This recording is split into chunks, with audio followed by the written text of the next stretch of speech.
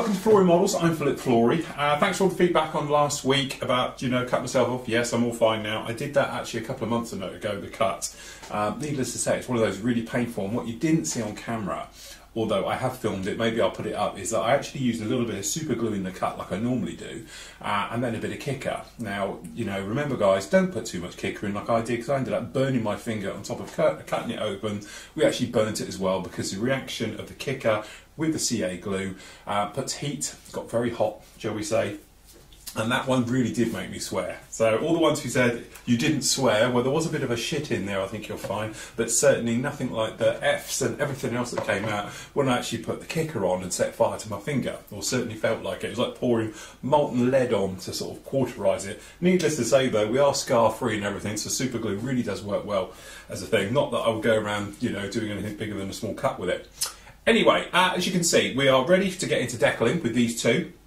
Thanks for all the feedback on it. The Sea Vixen, we're doing this as a speed build, getting loads of feedback saying that you're loving the new format. If you think it's going a little bit too fast or too slow, just tell me on the forum, and that way I get an idea of what you want to see and what don't you. Certainly from a build point of view, it's fantastic. So I've already started on the Seahawk as well, and that's a speed build, and it's almost together already. So that's over the other side at the moment, which we'll get these out of the way, then we'll get that one on the site as well, and then I'll obviously be starting with the other little things, the rigging nightmare as I'm now calling it. That will be starting next week as well. So in the meantime, we can get these out of the way. So you've got two parts up on this. Quite interesting, this one now you've got the camera bug because there's a little bit more detail down here.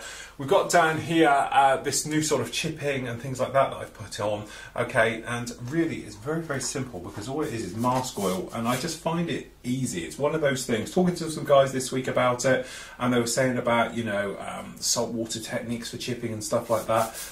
I never really get on that well with it. It's one of those personal preferences. I can do it, and it works well, but on aircraft, I think, saltwater chipping, not exactly the easiest way to do it. I prefer doing the mask oil way we did with this one to give us this type of chipping and everything effect, as you can see down here, because it's great, because then you just come on with your nail and scratch the living hell out of it to show it all nicely through. And obviously, if you think it's a little bit too much, just go back, put some white paint over the top. It'll look like touch-ins and add to the depth of weathering. And that's what you're trying to do with all of these things.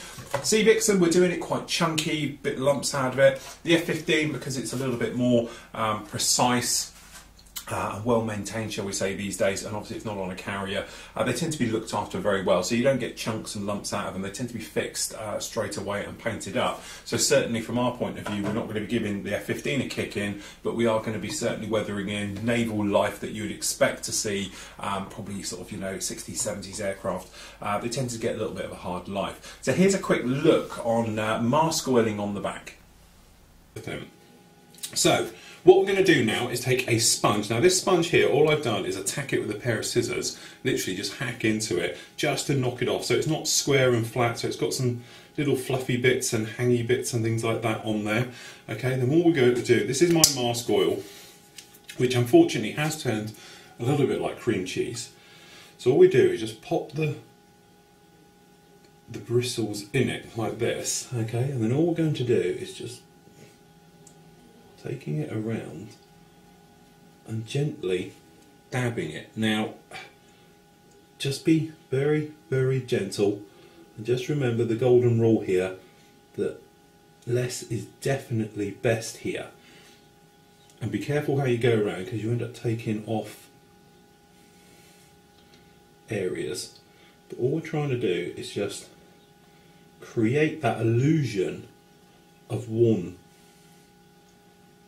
Now, as I say, don't go over the same place twice, otherwise you end up taking it off. But all you're trying to do, just gently tap around and trying to keep it as random as you possibly can. So then what will happen is, hopefully, some of this will show up when we come to the next painting. Now again, don't panic too much on this, because if it doesn't work, we can always quite happily switch back, revert back, okay, and use other techniques at any later stage. Now we're just going to put quite a bit on these wing fold areas, because I imagine they're going to get a bit of use. Okay, because we're trying to make light scuffing, and what this enables us to do using the sponge like this, it gives us very light effect. Okay, so we just add a few bigger tight areas. And what's going to happen is we've got this grey colour going on back here. So we're just going to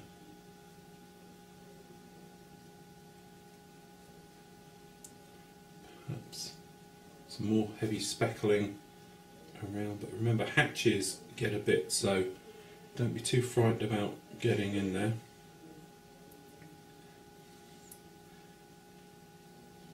Okay, so you can actually see parts, it'll be part 4 on the Sea Vixen. I think we're part 7 now on the F-15. They're up on the site now for members to go and see the full thing of that, and obviously full of explaining the weathering and detailing that has gone on with the Sea Vixen.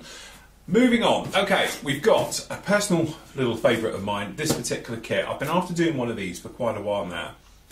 Now, the Merkava is Israeli's main battle tank. It has been now for the last, we've got some notes down here, 30 years it's been in service. The Mark IV is the one that's out at the moment. This is the Mark III, or the later version of it. You know, it's just one of these tanks where I think it's how tanks should look by now. You know, everything else has sort of moved on, and fighters, you know, don't look like they used to. And tanks always still seem the same. Turret on the top, you know, they haven't really changed now in sort of 30 years. Merkava is like how I imagine futuristic tanks to look with. It's got that very low profile, you know, and it goes back to my gaming days, I think, when we, in the early days where, you know, you used to have railgun tanks. They all looked like this, and it's quite a little bit different, and it's nice because this particular tank, not only is it sort of pretty much lethal, but it's different in so many ways. Like the engine is at the front instead of at the back, traditional with tanks. And okay, I suppose it's great if you're being shot at the front and not at the arse like most tanks. But as I said, it gives extra protection to the crew. Down deep inside, this one can actually carry 5. Obviously, either crew members from perhaps another down tank on the battlefield, they can jump into this one, or certainly it can carry 5 equipped infantry as well into the tank. Most main battle tanks, I know, can't do that. You know, it's got a 120mm gun on it. All this self-stabilisation business and everything else like that really does make this a real futuristic looking tank. And you've got so many options with weathering, because these tend to come out of the factory of being just olive drab, and over time they get this sort of grimy colour dusted into them and everything else, so you can really go to town with it. So I'm actually looking forward to doing this one very much. So if we have a quick look in here, so obviously it's the Hobby Boss 1/35 scale. Box is very good with these. So as I said, never been in here before. The usual thing about what's coming out from Hobby Boss. So quite nice, we've got some little separate areas which are glued in as well. This isn't just cardboard sat in there, they are actually totally glued in. So if we grab the old knife, pop that just there, not squashing everything too much. So as I said, we've got bottom of the turret, some very hefty riveting detail and everything else, which is great for armour, because we talk about that weathering we spoke about before, where you can really go to town, take chunks out of it, real heavy sort of washing and dry brushing, things like that, to really bring them to life. So we've got the top of the turret,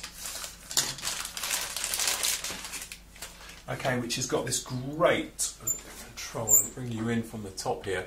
It's got some great detail on this one. So what you've actually got here is real anti-slip texture. I assume it's armour as well onto this. It's armour plating that goes all over it, but you've got so many different sort of things going on here. You've got obviously tie down latches, you've got bolting as it goes in, you've got the textured surface and everything else. So when this little lumps go together, it makes this sort of clam effect with it, but it is really, really nice. You see nice detail in all of these, and should be a lot of fun to sort of weather, because this texturing will grab hold of weather from when you're doing it. So we've got the hull, top of the hull here, and we've got the clear parts in with those. Again, we've got this nice detailing and texturing going all around here. The radiator grills, we say the engine's at the front, which is a little bit different on this one, so it's all sort of set slightly back compared with the other tanks, which tend to be the other way. But you said got nice detail, no sign of any, you know, mismoulding or any problems with it like that. Now lower hull,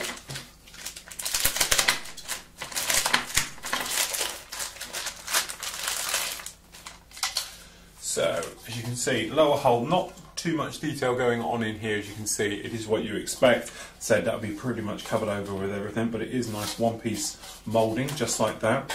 Now, these little bags we've got in here, we've got poly caps, which are assuming will be for the actual wheel system. We've got one-piece moulded, it looks like. These will be for the actual tracks running on. Quite a nice touch. We have a chain, which is another lovely little touch. You get it to swing around in here. But we have a chain here in the back, which is nice. We've got lots of pins here, which I'm not... These, I assume, are going to be... They look like sort of ball and chain medieval things that hang off the back of a tank. I'm assuming it's them, but it is very nice that these have obviously been cast in brass, and you've got them down there just like that. Is a nice touch. Obviously, optic windows, normal windows, things like that there. So, nice little touches from that. Okay, and then if we just move into these. So, we have got under here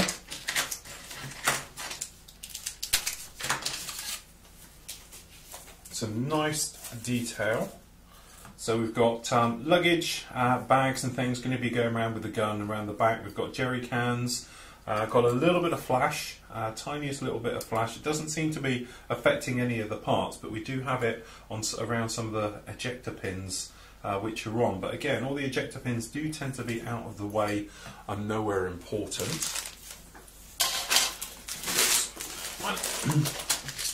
So we've got the side armour plates here. Again, a little bit of flash running with everything here. It looks like the moulds aren't quite together. But it said shallow ejector pin marks, but they are all out of the way. I haven't seen an ejector pin mark you'd have to worry about yet. But going through, but these nice side armours, you've got the bolts recessed and on the top as well. It's a little tiny bits of flashlight down in here. It's quite unusual for them, I must admit, this day and age. Looks very nice. Okay, so we have some ammo feed. This particular tank has a 40mm grenade launcher, as well as a 50 caliber and a 7.62 on it. So there we go. We've got ammo feed here.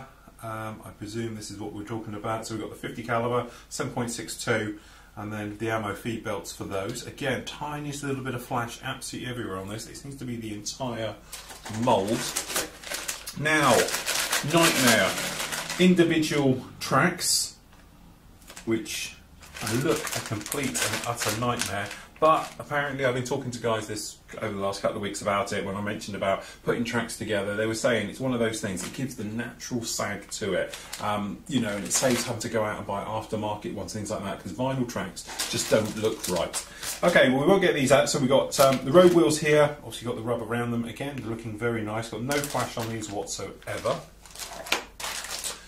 Again, I won't get these out. So we've got the spring system and everything down for the main road wheels onto the chassis.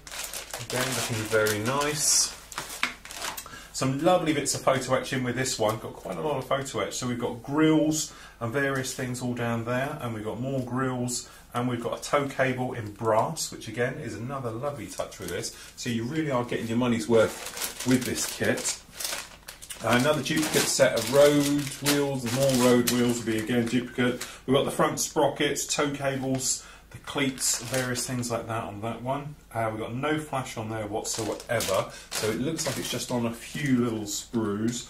Some of the, I presume, optic housings at the top on that one.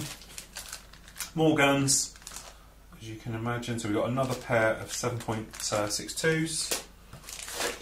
Okay, the main gun itself and the chassis system, how it all goes in. On this one, and then under here, we'll just hook this off. So again, main gun as it goes in, and then we've got the hatches at the top. We've got no flash on this sprue whatsoever. And I said, I do like this texturing that it's actually got on the top. So nice looking tank there.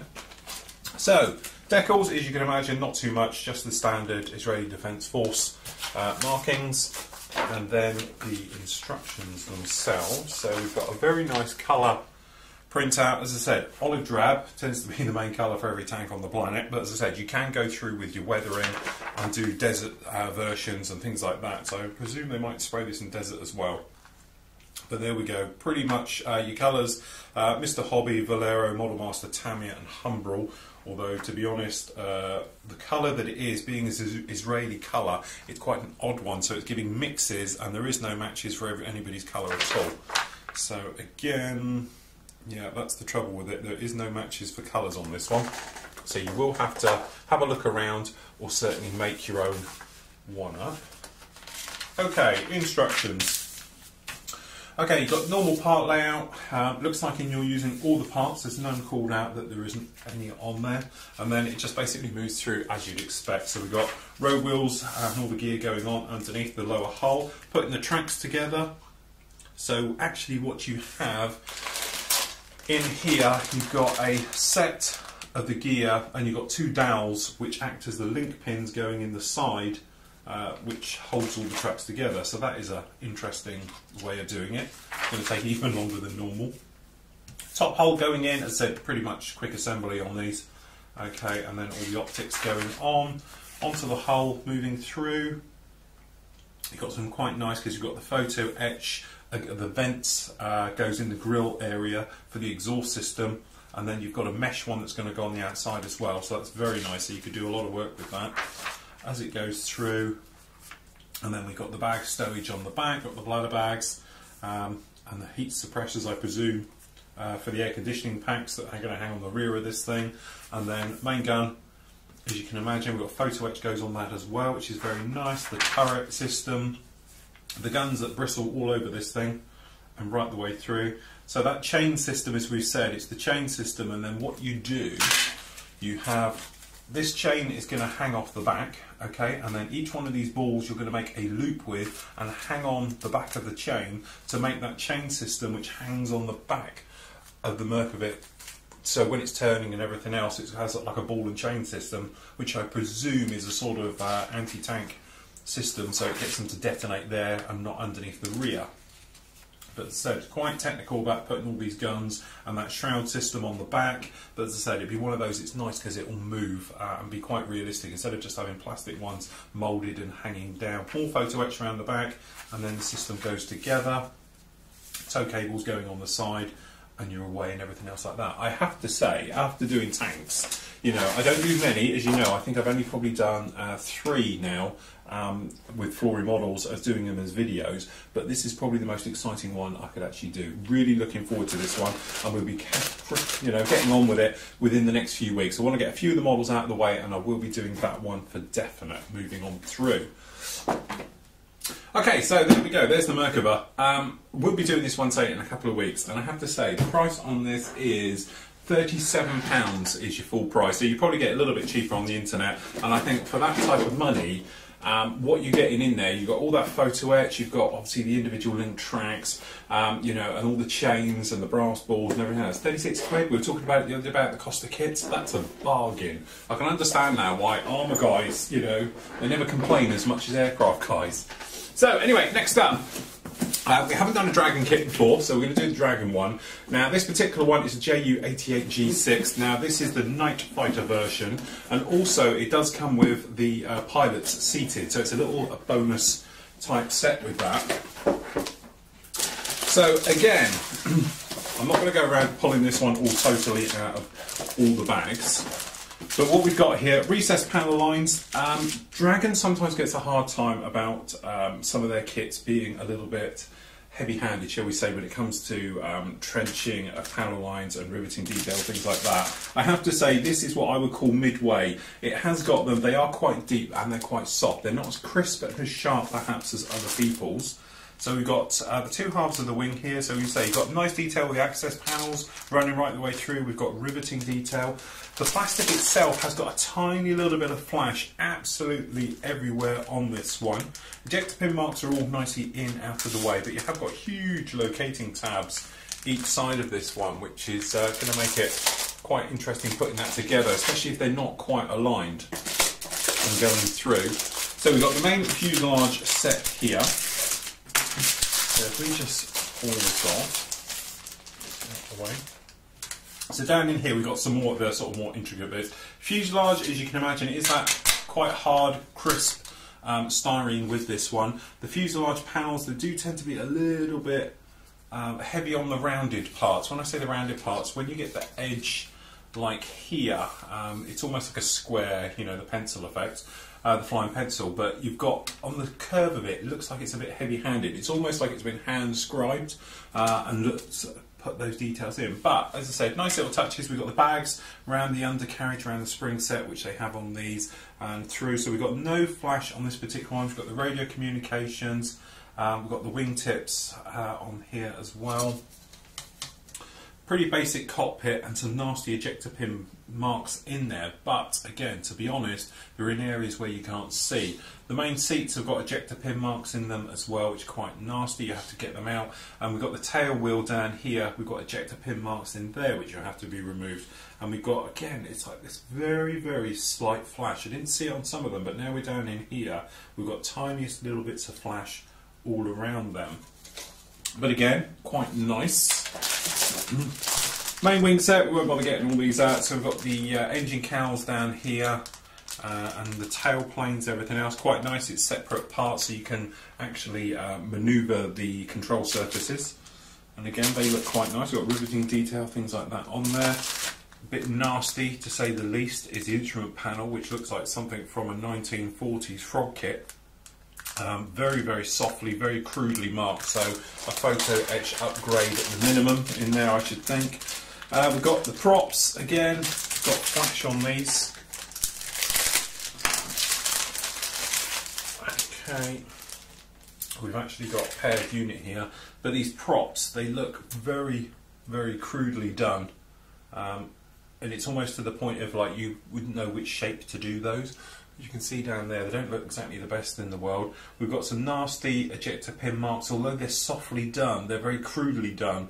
It looks like, instead of being just a circle where the ejector pin has pushed out the part, it actually looks like it's grabbed it and dragged it a little bit as well. Again, tiniest little bit of flash, but nothing you get overexcited about. Nice detail on the wheel hubs, should be no problem doing those. And again, the spinner cap looking quite nice. Got a very fine... Yeah, see, you know, it's one of those things. The spinner cap itself has got a recessed panel line running around half of it, and then it disappears on the other half. Always annoys me. That would just be a mirrored pair.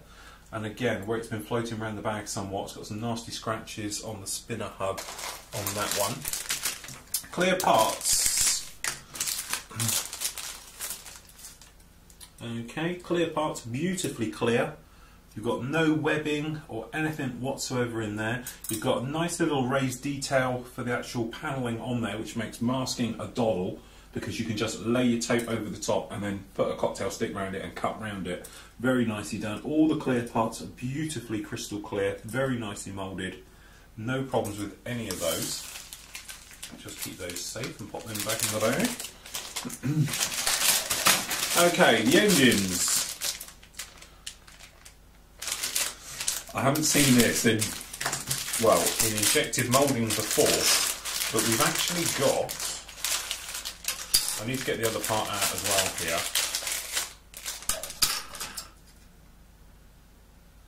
We've actually got a fingerprint on here. Now, this is nothing to do with the moulding or anything else, but it's like these kits go in like magic, because you never see anything on here at all. And I don't know how well the camera is going to pick this out, but... if you look just here, so if I move it slowly, because I can't tell if you can see this or not, but just in front of my finger is a fingerprint. So this will be the man who actually, you know, got it off of the sprue and put it in. Sad, I know, but as you say, I've never seen a fingerprint on this before. It's a bit like a DVD. If you notice, you never get one on there. It's all suckered and put into your case. But there we go. We have somebody's fingerprint on here from a poor guy who's probably working in the factory who put them in. It's just I've never seen that before. He's actually got its injection release film obviously on his fingers. He's touched something, got quite greasy with it, picked this up to put it in a basket wherever and left a fingerprint behind. So there we go. We'll DNA swap that later. But there we go. As I said, pretty crude if we're honest. We've got the cowl flaps here all around the engine. The radiator detail down in here as well isn't exactly brilliant, I must say. It's as you say, it's one of those things, you're not quite sure how much this one is. I'll have a look in a moment. The actual kit itself, the kit itself is £30. So to be honest, you know, 1/48 scale, it's going to make quite a large impressive aircraft, but the detailing is a little bit lacking on this. So just move those. Okay, so we've actually got the wooden effect for the back of the actual bulkheads as well. So they're done as well, so you've got the grooving and the seating in there, nothing exciting in there. This is your bonus sprue, which is your crew. Now this is Luftwaffe crew, so you've got seated and standing, as I said, that came on the box artwork, which is these guys all like this.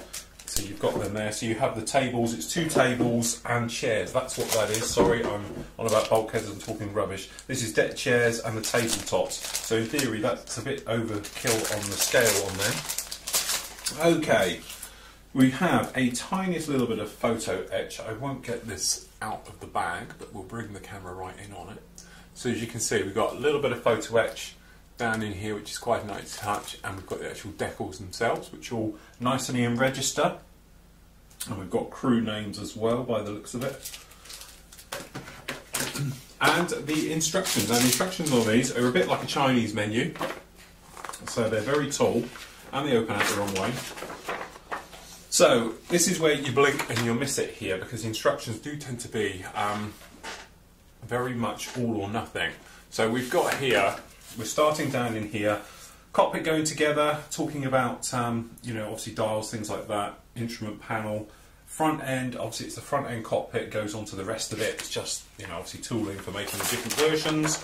And then we've got down the back here, so in 14 steps you build the entire aircraft. So as you can imagine, it's quite simple, but a complicated way of doing it. Nice touch, you've got open and shut cowl flaps, things like that on here. The main gear itself going in through. Okay, and then we've just got the undercarriage, we've got the gun tubes, which is quite nice for the empties. Putting in all the holes that you're going to need to turn this into a night fighter, and going in there, and obviously that spider's web of radar equipment on the nose, very, very fragile. Just take your time when you're putting things like that together, and then once you're done, keep it out of the way, so otherwise you'll be knocking it off. Really complex camo pattern, doing this worm pattern. It's one of those things, when you're airbrushing it, I've only ever done it once, you're sort of committed, because when you start, you can't stop. You need a good quality paint, be good quality airbrush that you know is not going to spit, stop, suddenly cough, and, you know, what I call puking over your model, and you get one of those big splats, okay, and go right the way through. Or you can just do another nice little scheme here. We've got this sort of blotching, mottling effect right the way over. So all in all, oh, and obviously you've got down here the back for that extra part, which has got your actual your seating. So we've got some playing cards down there, which are going to be in, I don't know actually what they're in, if they're in photo etch or decal. I think they're decals, which is quite a nice touch. And say, they always seem to be like Chinese menus to me. Dragon themselves, they tend to be all or nothing. They either tend to be really, really good kits or average, you know, and I have to say this is probably what I call an average kit. You've got all the detail you could ever want from this one, you're going to have no problems with it at all, but as you said, it just could do with some livening up, so perhaps a little bit of photo etch, a little bit of resin in there, just to make it something a little bit different. But certainly night fighters are always impressive because we've got all those aerials on the front of them and things like that, and they do look a little bit different. It's just they're a nightmare taking backwards and forwards to the shows and not knocking them all off.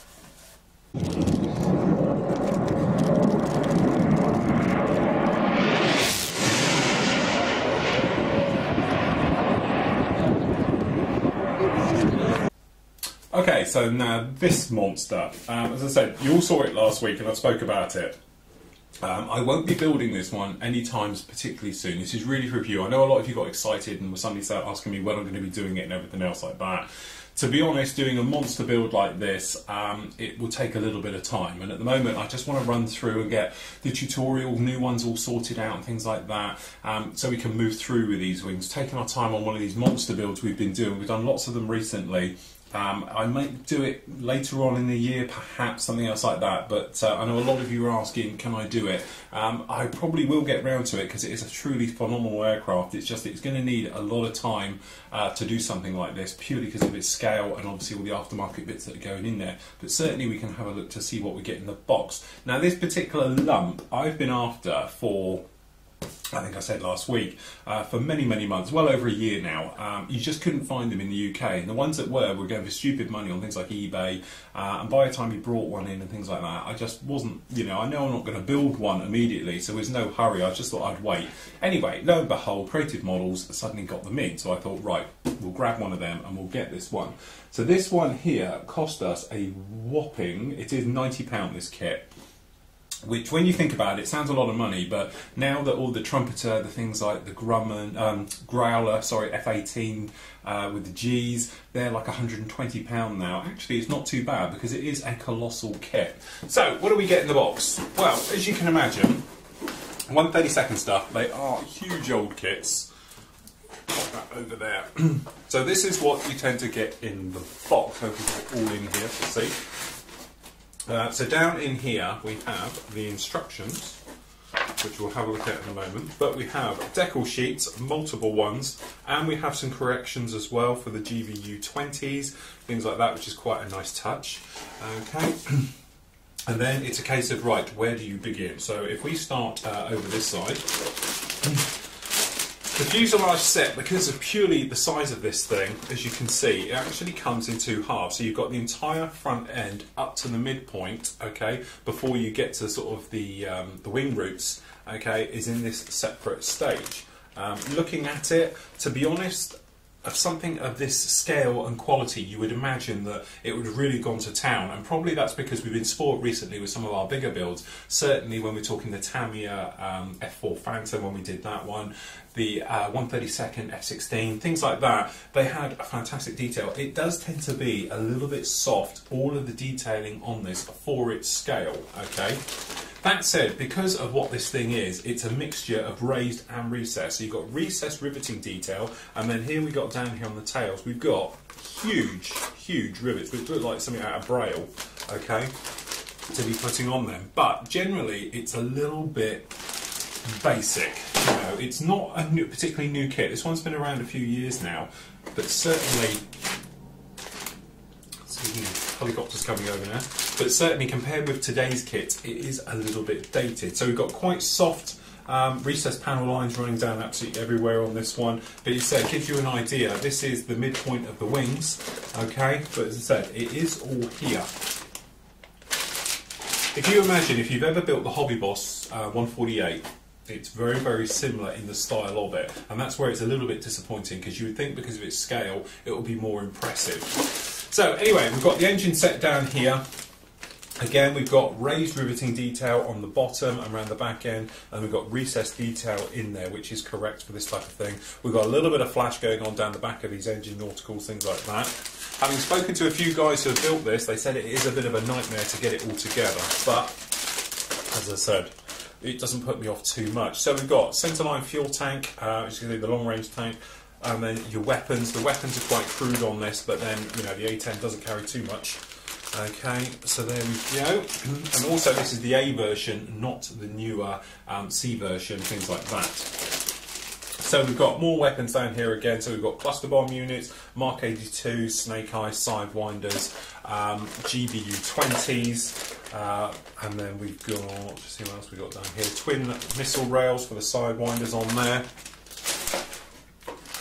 Okay, down again we've got more weapons and things, so multitudes of pylons. We've got the sway braces, which to be honest are a little bit soft in the way they're moulded. Like to see them a bit sharper, but that is the trouble with this kit. So we've got Mavericks with massively over riveted detail on it, huge, looks like bullet holes, quite frankly, which probably would be right for scale. So they would need to be toned back a little bit, or aftermarket ones sourced, because really this riveting down here on these is well over the top. Okay, moving up to the front end, we've got the gun barrel. This will be the gun system down here, so we've got all the parts that are going to go with this. So obviously we've got gun rounds going in. This is going to be making the barrel system for the actual main gun, and then we've got the gun feed drum in there like that. quite a basic unit. And then again, we've got the tailplane surfaces, and we've got the flaps down here as well, and the underneath the gun. Again, it's just a little bit basic. It's crying out for more detail. You know, okay, we are talking, this is only £90 versus anything modern would be a lot more, but I think it just needs that little bit extra everywhere. Things you do get extra everywhere is this bag of fresh air, which in here you actually find some of these. Now I'll be a little bit careful how we get these out. Now this here is a nasty, these trimming at the front, engine, but this is a resin complete engine, which is one of the nice touches and it's sort of redeeming features this kit actually gets, because here we actually have this very nicely detailed one-piece cast resin engine, and okay, it's got a little few bits that need tidying up on it, but considering I have not seen one in a kit like this before where they'll just put in a one-piece cast resin engine into it, it is a very nice touch. So you get two of those in this particular kit, hence them just down there. The other thing you get is this, which quite makes me laugh. So you've actually got a plastic solid container for all your parts. I do believe there's nothing in here. I'll just check. No, nothing in there. So you actually get this very nice tub, which is sellotaped in. You just, and then down in here we get a little bit of photo etch work, obviously for doing the mirrors and things like that. Sorry, just down in here. Then we get a set of rubber tyres, as you can imagine. You know, you either love them or hate them. One piece cast, this is in styrene, Aces ejector seat. A little bit of thread, which no doubt will be for the chocks. And then we get this, which are white metal, quite crude white metal. So what we've actually got here is the pitot tube for the front. Okay, we've got the boarding ladder cast, and then we've got main gear, nose wheel, main gear for those. As I said, quite crudely done, but you do get a plastic case to put all your bits in, and there isn't many kits that actually give you that option, which is quite different. I know it's a gimmick, but it did make me laugh when you actually get something else like that in there. It's a bit like, I know, we've got 10 quid left over on the budget. Okay, so this is where you get the nice touch. Okay, the engine cells on the back and everything else are moulded in clear, so you can see that resin engine, because otherwise you've got that lovely resin engine which you can add a little bit of wiring to, bit of photo etch perhaps, things like that, paint, weather it and make it fantastic, and then you put it inside the engine and never see it again. Little option you could do is to actually use these clear parts. These are the nauticals and that for the engines. The only trouble with it is they've got whacking great ejector pin marks in there, so you will need to sand polish them out, then dip it in gloss, okay, so to get rid of them, then you can see it again. But the compressor blades are done in clear as well, which is, you know, why would you need to? The main canopy itself,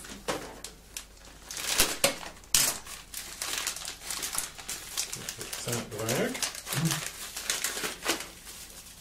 Hopefully it will slide out. It will. So we've got cobwebbing effect down in the canopy area, as you can see. I don't know how well you can see it, but it's pretty much everywhere on there. Now, you can't polish this out. It's in. There's nothing you can do about it. Really, at the end of the day, you just have to live with it. I don't think there's an option actually for getting a replacement one for this. You have got a centre seam in the middle, but remember this centre seam that runs up here is supposed to be here until there. It's just that bit at the very front you want to take care of. Again, it looks very, very flimsy. It looks like it's about to break at any moment. So I will just tuck it away before I wreck it. And then we've got a couple of other bits. So we've got the glass for the heads-up display and things like that in there, like that. Just move this camera out a little bit. And then the back end. Okay, so you've got a front action section, the mid wing section, and then you've got the rear part, which is going to have all of your, well, this area really, which is your tailplanes with the engines and everything else. So you have got huge seams. You've got centre seams and everywhere. And this is the problem that I've heard with this particular kit. The seams don't exactly join up brilliantly, so it is a complete filler and everything job, and the trouble with it is you've got raised rivets which somehow you need to replace, okay, as well as recess. Recess, no problem at all, we've done it a million times before. Raised, different story. Now you can go out and buy photo etch rivets and things like that, but quite frankly, can you imagine putting these on? It'll take you forever. I've got far too much things to do. Okay, last sprue bag up, we've got the cockpit tub. Again, for its scale, we were expecting something like we've had perhaps out of the Tamiya F-16s and Phantoms and the newer trumpeter kits. No, you need to have a photo etch set or a resin tub in this because it is so big everybody is going to see it, because unfortunately the one that comes out of the bag is utter pants. It's awful to the point where I won't even show you, just go out and buy a resin replacement one for it. Okay, so a quick look through the instructions. So we've got some very nice information about the A10s, a little bit about the engine, and then as you can imagine we've got this extremely crude cockpit set, which obviously you're not going to bother with, you're going to replace. The seat you could probably get away with, but as I said, if you're going to have a cockpit, chances are it'll come with the seat anyway, so don't worry about anything like that. The gun, this is personal choice for this. Obviously, you could build it out of the aircraft, and it's something I've done before with another one of my A10s, which is the one sometimes you see over my shoulder. It's the cabinet above us. Now that one, you can actually have a separate gun barrel with that and put them in. So you could get yourself a photo etch gun barrel, put that onto the A10, okay, and then have the gun out as a display, which is something we did. For those of you who remember the A10A I did when I did the Hobby Boss one. You are going to need quite a lot of weight as well in the nose of this, so don't forget to probably stick 100 grams of weight in the nose of it, because it is huge and a bit of a monster. Okay, so going through, basically the fuselage front halves come together when you've got the tub and gun in, then we're going to work around with the gear, but obviously you'll put that in afterwards. Okay, fuselage assembly, wing section goes in, the flaps, I don't know if they work or not, I don't know if they actually manoeuvre, it would be a nice touch if they did. Okay, the outer wing areas, things like that. The main, I'm just seeing to see if the, that's the stabiliser one, we want to see if, what you can see, looks like we don't have an option to open up the speed brakes at the back. No it does, it says it's movable. Okay, forget that, you can manoeuvre and position, if you do it correctly, to actually have the speed brakes open, which is obviously something that a lot of people have seen with A10s. It's very, very noticeable. Okay, moving forward, goes through the cockpit area, putting all the lumps, bumps and everything, the refuelling areas, things like that onto the A10. Then we're talking about that engine, obviously you've got the resin one, so personal choice. If you don't want to mess around with it, you don't have to. You can just put it all together and not paint it at all, and just paint the front and the back, okay? But if you wanted to, it would be a nice little touch, a little diorama. You can have the engine open, perhaps even removed from the aircraft, something else like that. It does lend itself to actually do that, which is quite a nice touch. And to have the engine open would be absolutely fantastic. So, moving through, a multitude of weapon pylons. We're going to put all those 11 stations on, okay? And then basically it's got about the actual finishing details, which is the chocks going on, the canopy going in. Then we're talking the weapons. The weapons, as I said, they look very, very crude. It might be worth getting yourself something aftermarket like that. Okay, and then it goes through. And it talks about, obviously, the station, the pylons. The markings that you're actually going to go through this, okay, you know, really if you're doing it, you've got to have sharp teeth, as I would say, so you can't go wrong with the 23rd and the 75th Fighter Squadrons. Absolutely fantastic on that. So you've got the traditional shark's mouth on it, or you've got the actual Warthog one. Some of my other builds you've seen, I've done both. I've done the grey version, and we've actually then got the actual Warthog with the boar's tusks, and then we've actually got the traditional green one as well, which has got the actual shark's mouth on it. And then we've got the obligatory pull out for all your parts. So all in all, it's a kit that's got so much promise, okay, but it's going to need a lot of work. There is a lot of complicated areas with that that are going to take it up. You are going to need a new cockpit, but apart from that, it'd be well worth doing. Okay, so that's it for this week. Hopefully next week I'll have the final reveals from my builds, which will be the F-15 will be completed and the Sea Vixen. Okay, and we'll get those parts all together, and then hopefully we'll have a few new parts for you for showing the actual start of perhaps even the Sopwith triplane and the Seahawk moving through. And then I will be starting on the Merkava very, very soon as well. So until then, everybody, happy modelling and take care.